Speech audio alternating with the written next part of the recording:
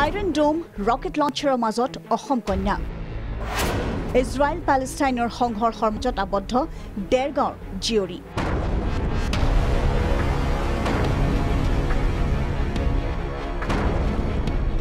নাম নাজিহা তৰন্নুম মেধাৱী যুৱতী নাজিহাই এতিয়া প্ৰতিক্ষণে পৰিচয় দিব লগা হৈছে সাহস প্ৰত্যুৎপন্নমতিতাৰ এইখন ইজৰাইলৰ বেন গুৰিয়ান বিশ্ববিদ্যালয় প্ৰসিদ্ধ বিশ্ববিদ্যালয়খনত নাজিহা তৰন্নুম ব্যস্ত কোৱান্টাম ফিজিক্সৰ গৱেষণাত পদাৰ্থ বিজ্ঞানৰ ছাত্ৰী নাজিহাই স্বচক্ষে লৈছে গাজা ষ্ট্ৰিপৰ নিমিলা ৰসায়নৰ অভিজ্ঞতা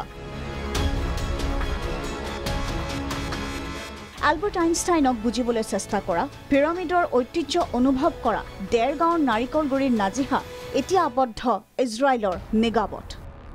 মৰু চহৰ নেগাবৰ পৰা গাজা ষ্ট্ৰিপ মাথো ৪৫ কিলোমিটাৰ আঁতৰত চাইৰেন বাজিলেই দৌৰি সোমাব লাগে বাংকাৰত মুঠতে ৰক্তৰঞ্জিত গাজা ষ্ট্ৰিপৰ আতংকত প্ৰতি মুহূৰ্ততে কটাইছে নাজিহাৰ দৰে বহু ছাত্ৰ ছাত্ৰীয়ে ঘৰত উদ্বিগ্ন পৰিয়ালবৰ্গ 2017 চনৰ ছেপ্টেম্বৰ মাহত তেওঁ গৈছে 4 বছৰীয়া কোৰ্স ৰসায়ন বিজ্ঞান বিভাগত কোৱান্টাম কেমেষ্ট্ৰিত অধ্যয়ন গৱেষণা কৰি আছে বেন গুৰিয়ন ইউনিভাৰ্চিটি আছে বীৰ চিভা বুলি যিখন বীৰ চিভা যিখন জিলা বীৰ চিভাৰ নিগাভত আছে নিগাভৰ পৰা য'ত গাজা ষ্ট্ৰিপত যুদ্ধ হৈছে তালৈ প্ৰায় 45 কিলোমিটাৰ দূৰ হ'ব আৰু তাত এই চাইৰন বাজি থাকে যুদ্ধ হোৱাৰ লগে লগে কিবা ৰকেট বা বোমা মিছাইল অহাৰ আগতে 15 মিনিট আগতে মিছাইল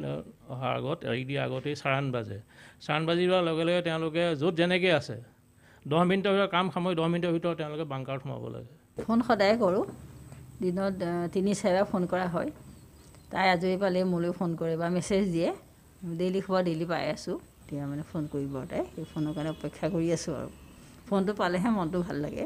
2017 চনতে ইজৰাইললৈ গৈছিল নাজিহা তৰন্নুম কিন্তু বাৰুদৰ বিভীষিকা কি এইবাৰ ভালকৈ অভিজ্ঞতা ল'লে নাজিহাই ডেৰগাঁৱৰ পৰা আব্দুল মন্নাফৰ ৰিপৰ্ট প্ৰাগ নিউজ